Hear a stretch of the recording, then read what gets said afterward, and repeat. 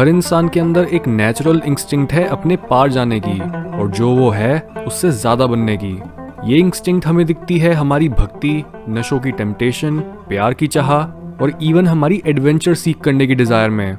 जहां एक इंसान ये नशा तेज गाड़ी चलाने, शराब, अपने लवर या फिर ड्रग्स में ढूंढता है, वहीं दूसरी तरह का इंसान बहुत जल्दी ही ये समझ जाता है कि उसके नशे की ये प्यास इन बाहरी चीजों से नहीं मिटने वाली, और ऐसा इंसान एक अंतर यात्रा यानी इनर जर्नी पर निकल जाता है। ऐसे ही एक इंसान थे जलालुद्दीन मोहम्मद बल्खी, या फिर जिन्हें हम रूमी के नाम से जानते हैं।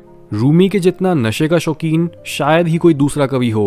रूमी का नाम दुनिया के सबसे पॉपुलर पोइट्स में टॉप पर आता है, और इसके पीछे का एक बहुत बड़ा रीजन है उनकी पोइट्री के थीम्स। रूमी की पोइट्री यूजुअली यूनिफिकेशन और लॉन्गिंग के बारे में होती है, और उनकी लिखी हर लाइन में एक तरह का दर्द है जिसमें थोड़ी सी होप भी मिली हुई होती है। जो भी इंसान रूमी को रीड करता और उनकी बात की गहराई को समझता है, वो रूमी को अपने अंदर उतरने देता है, और वो भी उसी नशे को एक्सपीरियंस कर पाता है जिस नशे में रूमी रहते थे।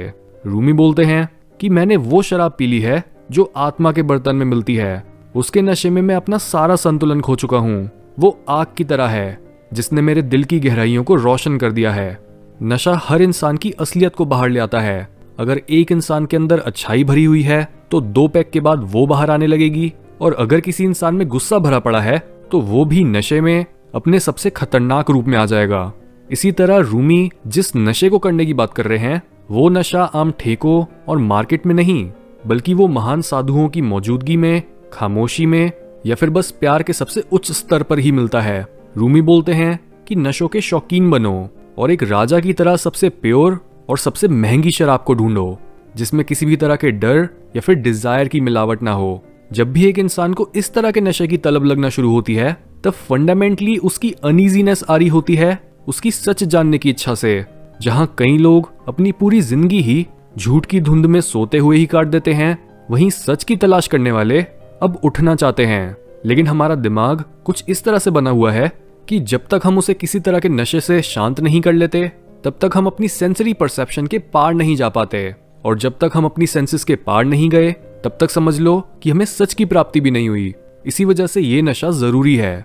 रूमी बोलते हैं कि मैं पूरे दिन इसी बारे में सोचता हूँ, और रात को मैं ये पूछता हूँ कि मैं कहाँ से आया हूँ, मेरा क्या मकसद है इस दुनिया में। मुझे नहीं पता, लेकिन मुझे बस इतना मालूम है कि मेरी आत्मा कहीं और से आई है, और मैं भी उसी जगह पर पहुंचना चाहता हूँ।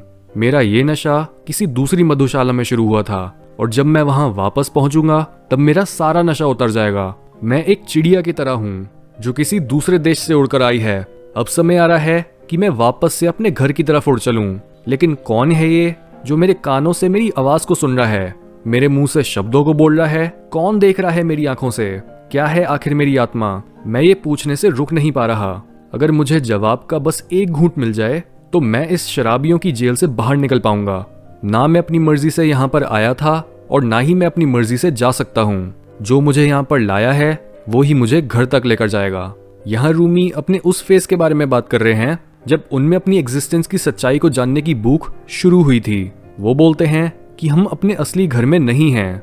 जिसे हम इस पृथ्वी पर अपना घर मानते हैं, वो बस हमारे लिए एक गेस्ट हाउस है। इवन हमारा शरीर भी हम नहीं हैं, बल्कि अगर हम ध्यान से ऑब्जर्व करें तो हमारे अंदर हमारी हर सेंसरी इंफॉर्मेशन को परसीव करने वाली कोई इंटेलिजेंस मौजूद है, जो इस समय हमारे कानों से सुन रही है, मुंह से बोल रही है और नाक से सांस ले रही है। हम अपने कान, मुंह या नाक नहीं हैं। ये सब तो बस हमारे कपड़े हैं जो हमारे सच को ढके बैठे हैं। इसलिए अपने सेंसेस के पार जाना इतना जरूरी है। रूमी ने इंसान को कप्स के साथ कंपेयर करा है, जहां साइंस, आर्ट्स और नॉलेज की हर ब्रांच उस कप के बाहर बने डिजाइन्स हैं। पर जब एक कप टूटता है तब बाहर के डिजाइन्स को समझना मुश्किल हो जाता है। कप या फिर कप के बाहर बने डिजाइन नहीं, बल्कि उसके अंदर मौजूद शराब असली चीज है।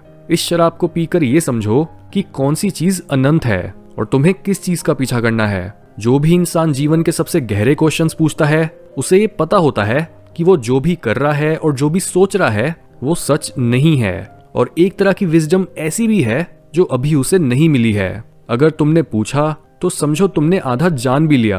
आंसर जानने का आधा प्रोसेस बस सही तरह से क्वेश्चन पूछना ही होता है।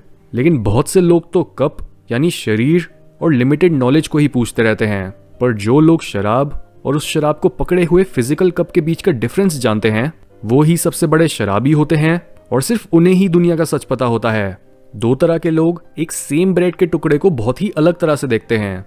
एक है जिसने 10 दिन से कुछ नहीं खाया और दूसरा है जो दिन में ऑलरेडी 5 बार खाकर बैठा है। ऐसा इंसान पेट भरा होने की वजह से बस उस ब्रेड की बाहरी शेप ही देख पाता है, जबकि दूसरा इंसान जिसे ब्रेड की अर्जेंट नीड होती है वो उस ब्रेड के टेस्ट और उससे मिलने वाले पोषण में घुल सा जाता है।